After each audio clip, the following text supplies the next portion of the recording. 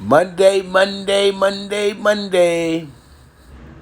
Oh yeah. Happy good morning to everybody. You already know what it is, man. Yesterday was huge. Dodgers to the World Series. We didn't do great on our bets. We did get the over 4.5 first 5 innings there. But we also got the pretty much we got the win. That's what it was all about. And pretty much that's what you guys did. You played the win bet as well too. We had the 1.5 yesterday as well. We didn't get the over, but we did get the over 4.5 early though, so it was good. And then yesterday, if you guys follow NFL Bet Exchange, you did all right. You did pretty decent. We cashed out about 7 tickets yesterday from the NFL Bet Exchange, and we went even in the pick six yesterday. And the dog pick four wasn't great, but you know what? We did get Atlanta home. Plus 170. That's good as well, too. So, pretty much, as my boy Chicago Rilla saying, everybody's eating breakfast pretty good. So, I guess everybody must be eating drinking some champagne. Got a little bit of a shrimp cocktail or something over there or something like that this morning. Just doing some bougie shit. You already know what it is. Some quail eggs, whatever floats your boat. You know what I mean? So, it is what it is. But yesterday was a great day.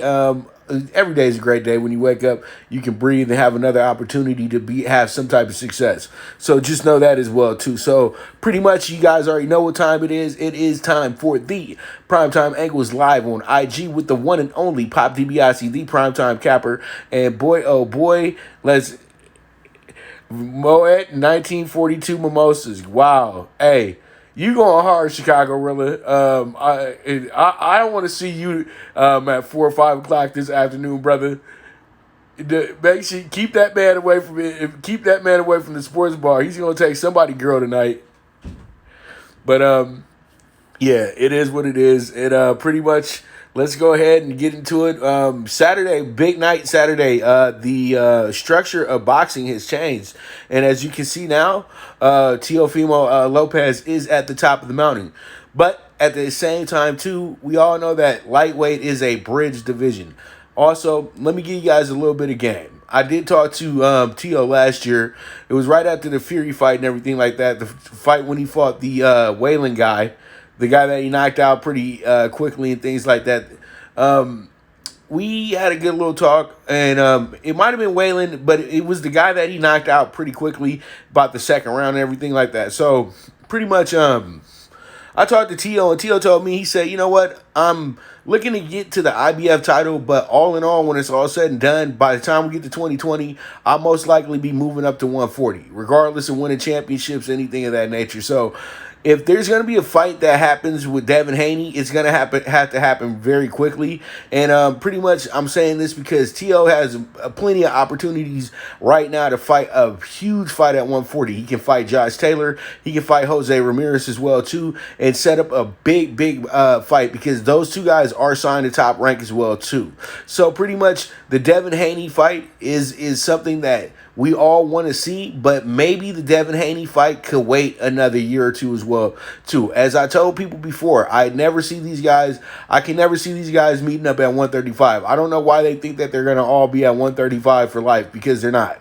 There's just no possible way you just always weighing in at 135. So everybody's taking their show up the road, because eventually the Devin Haney Teofimo fight needs to happen at 147 when these guys can both be able to functionally sell a pay-per-view and be able to really bring the masses out like the Loma Tio fight brought out. And that was simply because the fight was on ESPN. Now, if the fight was on pay-per-view, there would have been a lot of people talking about, yeah, I didn't catch the fight, I'll just wait for it next Saturday. But since the fight was on ESPN, you guys got an idea who Teofimo Lopez is. And so pretty much now he's in the driver's seat to get himself make himself a pay-per-view star. But there's steps to this thing as well, too. So I would say that fight a couple more times on ESPN. Get your name more out there, and then when you get the big mega fight, then set it up for pay-per-view. And I know that he's going to be the person that will push the pay-per-view as well, too, between him and Devin Haney. Because, look, I'm talking about Devin Haney. Nobody's even mentioned anything about him on the comment board. So, pretty much that just goes to show you who Does anybody know who Devin Haney truly is at this point? We all know in the boxing world who he is, but we need to understand who he is in the real world, in the mainstream world. And Teofimo set himself up pretty nicely because he took out the guy that they said was the best pound for pound. So he got all to say. And I'm just saying this is hilarious because, as you can see, Devin Haney's already on the phone calling Teofimo to make this fight happen. Let's do it for all the belts. But at the end of the day, once they fight, they're gonna have they're just gonna move up. So wait for it, build more fan base, and then you guys can make this thing happen, in my opinion. Now, this is the next big fight coming up, and this is just the tail of the tape. My man, Leo Santa Cruz, straight out the San Gabriel Valley, straight from Rosemead, California, grew up in South Central as well. Then you got Tank Davis, the mighty mouse, the mighty puncher. Pretty much Tank Davis is bringing in a lot of, eyes and critics and all that good stuff because Tank is pretty much now a household star. And I saw this with my own eyes as well, too. Nobody can say Tank's not a star because I was at a fight in Carson last year, his first LA fight, and his first main event that he was the main event. And pretty much he went ahead and sold that place out. But it wasn't that he just sold it out. He had OBJ there. He had Antonio Brown there. He had the late, great Juice WRLD there as well, too. And many more artists and athletes supporting him at a fight. And that was the only fight I saw a guy that might not be as big as you think he is, had that many celebrities show up at his fight. I've seen celebrities show up at the other fights, but it was surprising to see the type of celebrities that rolled up for him. It was a lot of the new wave of personas and everything in the game, and it's pretty crazy that he's been able to put himself in the forerun with this group and everything like that. So he brings a lot of excitement, and a lot of people are excited about what the future holds for Tank Davis. When you think of Tank Davis, you think of the Mike Tysons of the world, the Zab Judas of the world. You think of those guys who were all really great when they were really young, and and they were popping. You know what I mean? And they're crossover guys. They're not just boxers. They're members of the hip hop community, all that good stuff. But Tank is trying his hardest to be like Floyd. But pretty much the thing is, there is only one Floyd, and I don't know if he's smart enough and patient enough to be exactly like a Floyd. This guy is really, really on a short leash, to be that honest with you. And this fight, regardless of what anybody thinks, it could wind up being an easy night for Tank. But this, to me, is going to be Tank's toughest fight, period, point blank. Because Leo Santa Cruz is a champion. Leo Santa Cruz been a champion for 10 years. Leo Santa Cruz knows how to go about being a ring general and, pretty much setting up a fight to where he wants it to be. I'm just saying the experience is on Santa Cruz's side. And Santa Cruz can show Tank some things that he ain't never seen before. And the whole thing, though, with everybody saying about Leo is survive. To me, it's not just about survival. It's about being in there and being in the fight. It's not about surviving. And if Leo can go ahead and let his hands go like he did in a lot of those firefights that he had with guys in the past, like Frampton and Maris and all that good stuff, those big exciting fights, Tank's going to be getting frustrated. And I think that's exactly what Leo Santa Cruz has to do. He has to frustrate him, because if Leo Santa Cruz looks good throughout a 12-round fight, I'm going to tell you like this, they'll take this fight from Tank. Seriously.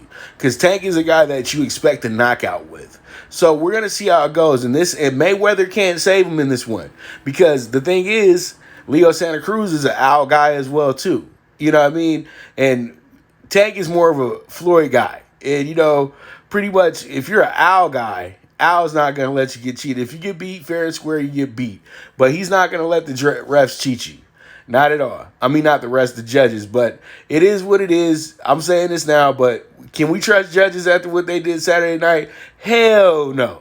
So pretty much there it is with my 2 cents on the tail of the tape with these two. As you guys know, all the advantages go to Santa Cruz when it comes to height, reach, all that stuff. But when it comes to the power it's all on Tank. All right, so this is the last fight I'm going to preview because this fight is, to me, the biggest fight of the year, really. Loma and T.O. was a big fight for Top Rank. That was their biggest fight of the year. But the biggest fight in general is going to be between former lineal champion at 140, Danny Garcia. Danny Garcia, at one point, was, the top echelon of fighters in the welterweight division, and he had some great nights. And then you got Errol Spence, who's going to be making his, third, fourth defense.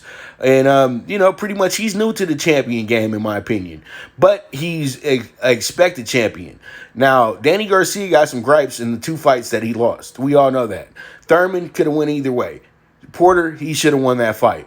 But pretty much it is what it is. He doesn't sit there and, pout about it. Just on to the next one. And this fight right here is going to be the biggest fight for Spence, period. This is the toughest fight Spence has been in, period, point blank. We all knew that him fighting Mikey Garcia wasn't going to be a tough fight. Mikey Garcia just had a great resume, and they were able to help Errol sell a pay-per-view, which really didn't work out that well anyway. But this time around, this will be a better sell. This will be a better idea because a lot of people respect Danny Garcia. They know Danny Garcia goes for knockouts as well too, and this fight could end in a blink as well. I actually slightly lean towards Garcia in this one because of the championship rounds that Garcia has. It's just it's hard to go against that. You know what I mean? But Spence is the superior athlete, and he does have a lot of the advantages going on as well too. But Danny Garcia is from Philly, and these guys, they tough, man, and they just don't go away. And it is what it is. But this is my first look at the fight, and I think this is going to be a hell of a fight. And honestly, I don't see it going 12 rounds either. I think that this fight will get stopped sometime late in the 10th, 11th round. But we're going to see. We're going to follow this fight closely, and I'll be having updates and everything like that for you on this one as well too. But I just want to go through some boxing news with you guys real quick because we don't have a lot of sports today. We just got football and horse racing, and that's it, and that's all today. But pretty much let's go ahead and move on and talk about some MLB real quick. And as you can see, we're at where we at. And my bracket looks somewhat like this, but my bracket went like this really. It was supposed to be A's Tampa Bay, and it was supposed to be I was trying to do I wanted to see the Cubs and Dodgers actually go at it again, but it wound up being the Braves. The Braves were absolutely dominant until, they got to game 3 of the Dodgers series. So pretty much it is what it is. And that was a hell of a game last night. It had everybody at the edge of their seat as well. And shouts out to the Braves. The Braves got 3 hits and scored 3 runs yesterday and lost by 1 run. That's something that's incredible right there. And the Dodgers yesterday literally could have just gave the game away. Had 10 hits and only supplied 4 runs. Wow. So pretty much, that's not a discredit to the Dodgers or anything. That's a homage to the Braves and how tough of a team they were and how tough it was for the Dodgers to advance in this series as well too. So pretty much, the 3-1. That's, to me, was the biggest thing that shows me that this Dodger team has a big shot of winning this World Series this time around. That was overcoming an obstacle right there. The Dodgers just always seem like they can't overcome things once they get down in the dumps. And usually the old Dodgers, they would have folded in Game 5 of that once they got down 3-1. The Dodgers that I remember. But these Dodgers, they refused to lose. They never even blinked. They never blinked when it was down 2-0. They never blinked when they was down 3-1. And they never blinked when they was actually down, 0-3? In Game 5, the Dodgers didn't turn it on until later on in the game. And, they were able to win the game, but it took a while. You know what I mean? So, pretty much, you had great moments from Mookie. Mookie saved them. Hey, and you know who else saved them as well, too? Cody saved them in the San Diego game, because that could have changed that whole series if he doesn't catch that fly. But Mookie with those 2 big catches, that saved the day, to be dead honest with you, and you are right about that. And so pretty much with this, man, this is an excellent series. And then you have Tampa Bay, the Grinders. These guys they got to sweep they got to sweep Toronto, but that was a given. And pretty much they had to go through it, and get over the Mount Bronx, the Yankees, and find themselves in a position where they had to go against the Astros, the team that went to the World Series the last 2 out of 3 years. So they've really went through the gauntlet in a sense as well too. But that Yankee series defined who this team really was, and a lot of people didn't believe in the Rays. Moving forward, everybody thought that the Astros would be back in the World Series, but Tampa Bay had unfinished business with the Astros as well, too.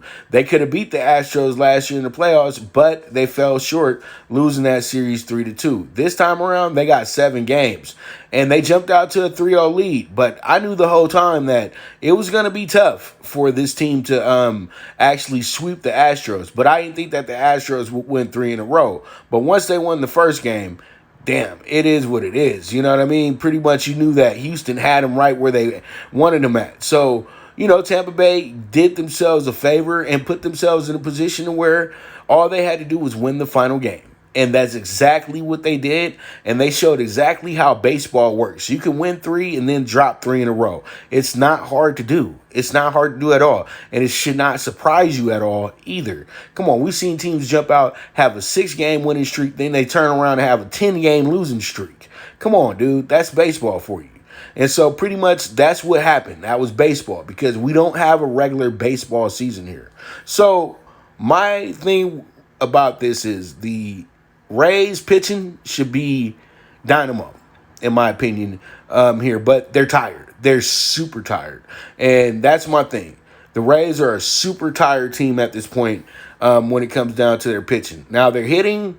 They've been good hitting-wise, but when have they really got over 7-8 runs in a game as well, too? See, their offense isn't on the same level as the Dodgers. So, once again, they're going to have to grind in this series. And they're going to have to really, really dig very, very deep here to actually beat the Dodgers. But this team is up to the task, in my opinion, as well, too.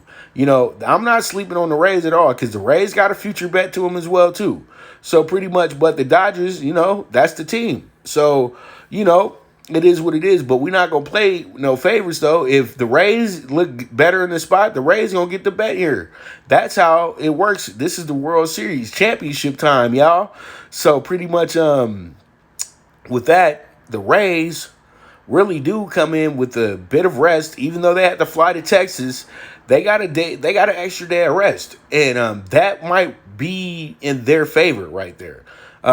Pretty much. So to start the series off. So let's see how it goes. And I know they're gonna be excited about playing in a new stadium. I know they got tired of being in California the last few weeks. It's that damn San Diego, all that pretty weather and all that good weather and all that clear air. You know what I mean? After a while, just give me somewhere else. Nah, San Diego is a dream. That is a great American town. So pretty much the Rays, they should come in here very confident, in my opinion. But at the same time, though, they better be cautious, because they're going to have to get them runs up, because they can't play the Dodgers and think that they're going to be able to beat them 2-zip and everything like that, because it's just not going to happen. All right, so the Dodgers literally have the advantage here, though, in a sense, because they've been playing in Arlington the last 2 weeks, and they know the stadium very well.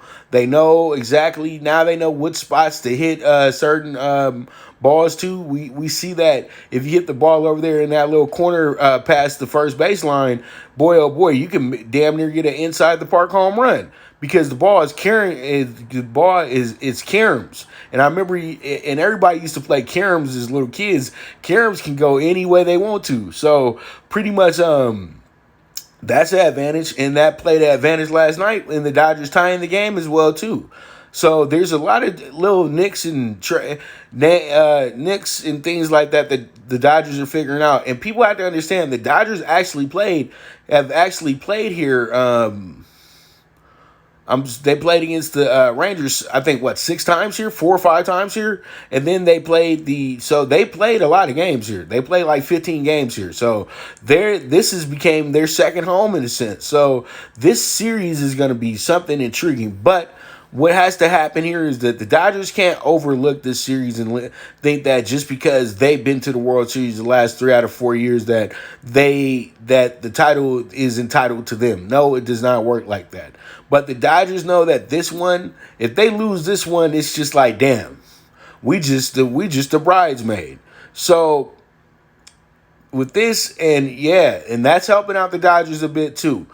I think if the Dodgers didn't have fans yesterday, honestly, I think the Braves could have won if the Dodgers didn't have any fans. But, they had fans in there cheering them left and right. And then, when the homers were going off, as loud as that crowd was getting when they were hitting the homers and everything like that, that started feeling like we was at the ravine for a second. So, pretty much this one right here, I think, will work out in the favor of the Dodgers when it comes to the home field advantage. But they can't rely on that because they're going against a group of grinders. They're going to scrap. They're going to scrape. They're going to do what they got to do to win games. It's that simple.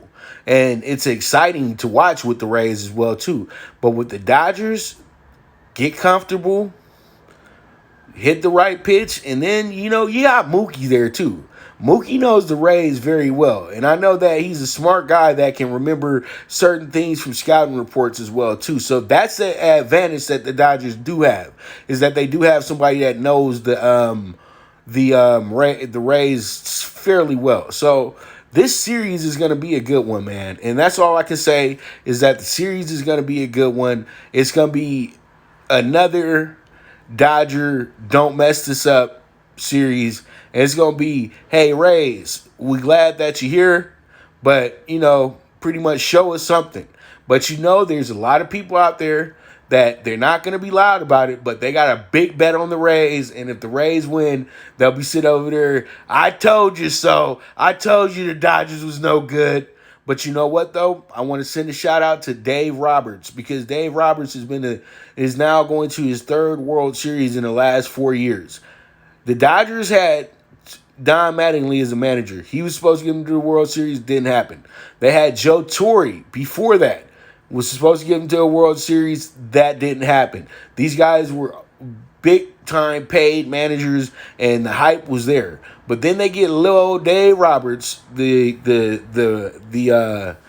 was he? The base running coach or something for the Padres, the second lead assistant, and he comes over to the Dodgers and just makes the mark that he has. He did the same damn thing when he was a player in the MLB, when the Dodgers were kind of having to struggle a little bit to make the playoffs. They picked up this guy, Dave Roberts, and he became their leadoff man for like the next 4 or 5 seasons. And, the Dodgers still was middling at that time, but then Dave finds himself in Boston.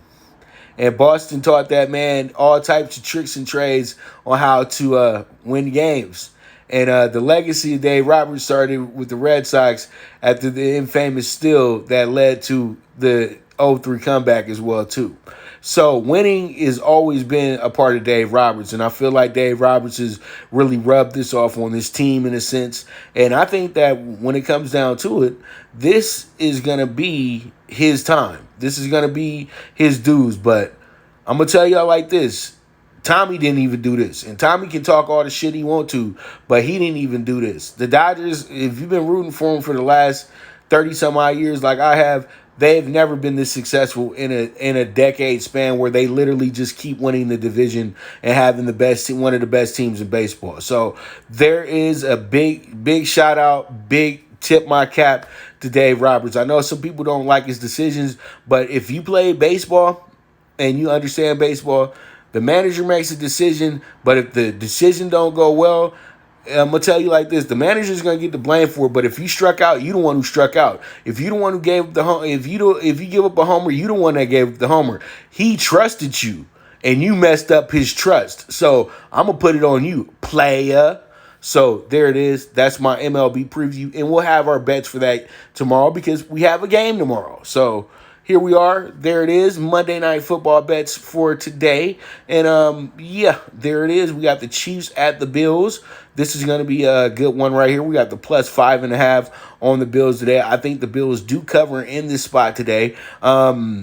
Bills got some rest. The Chiefs got plenty of rest as well too. And I know a lot of people are going to point back to the Bills beating the Raiders, or the Raiders who walked in and beat up on the Chiefs. But that's a different beast, because you have to understand, John Gruden was literally living in the film room to beat the Chiefs.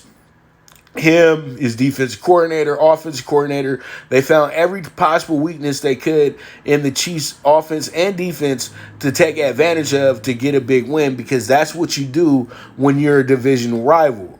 But this game is just a, regular conference game and everything like that between two of the better teams in the conference. And we all know that the Chiefs have the advantage because they have the better team, right?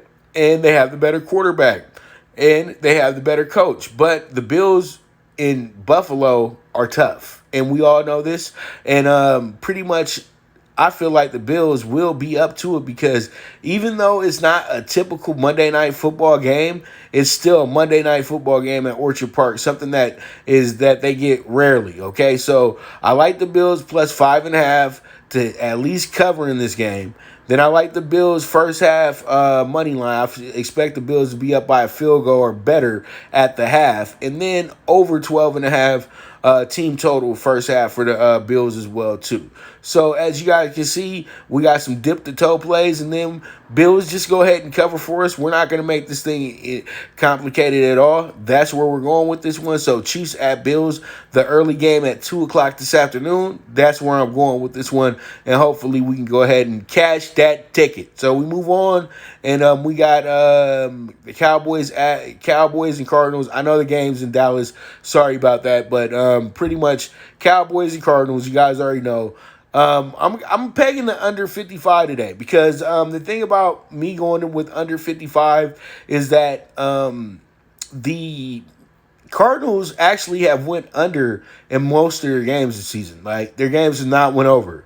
So pretty much I'm going to go with the trend right here, because the Cardinals, they look like they were a top flight offense the first few weeks of the season. They still are, but they do have their struggles as well too. So I think the Cowboys run into a spot today where their defense can improve just a little bit. I know you guys, you sound crazy right now, Parx, because they got Larry Fitzgerald, Kenyon Drake, and Hopkins. But the Cowboys you saw Hopkins every preseason as well too, when he's down in Houston. So they know his tendencies. They know how to combat him a bit.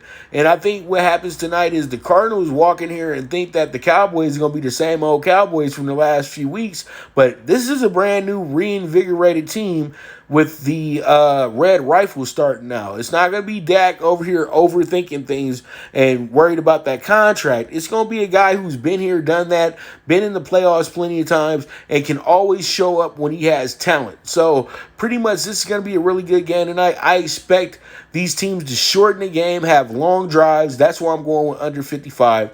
I think the Cowboys should be leading at the end of the half as well too. And also, I know I'm going under, but I think that both teams do start off the game with the touchdown as well too. That's why I'm taking the over 10 in the first quarter. So Monday Night Football, be good to us, Monday Night Football. And let's see how this one goes. But this should be a hell of a game.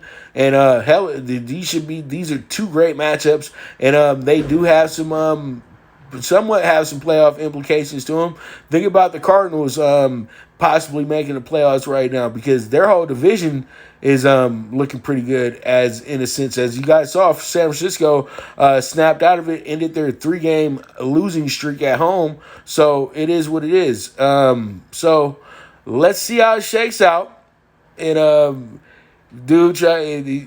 okay. And so pretty much, let's make this money, man. And this is the game tonight, and we're going to go from there, man. It is what it is.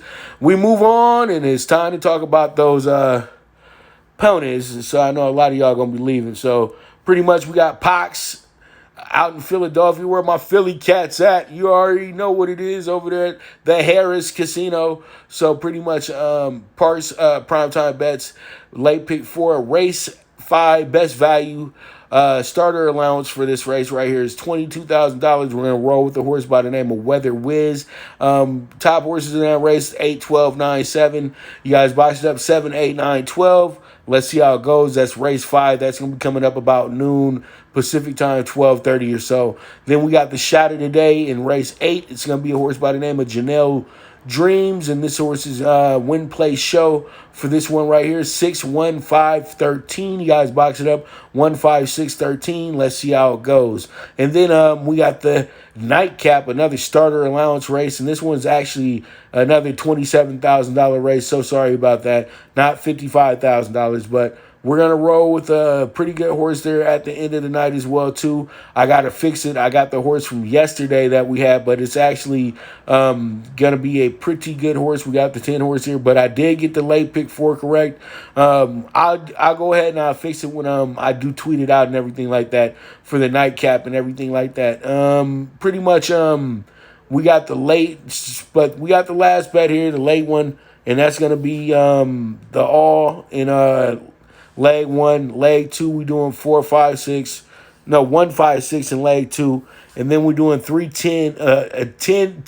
I'm so sorry. We doing 10 in leg 3 single. And then we doing 1 and 1A and 5 to close the show. $33 investment. Let's see how it goes. Hopefully we can make some money over in Philly today. So with that, I thank you guys so much for tuning in. We had a pretty good show. I know it wasn't a lot of bets and the things that we were talking about, but still at the end of the day, this is a sports show.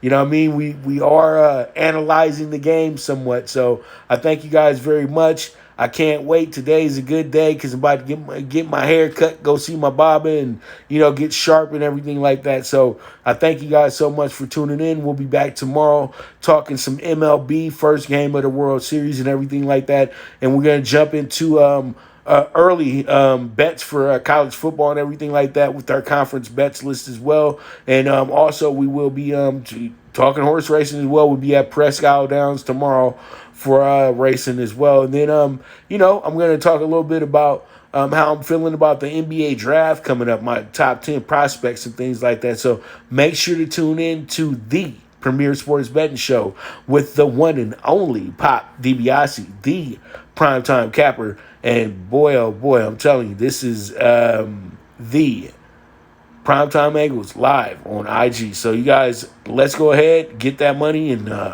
move on from there, man. And it is what it is, y'all. Thank you very much. There is no me without you. And be on the lookout. The site is on the way.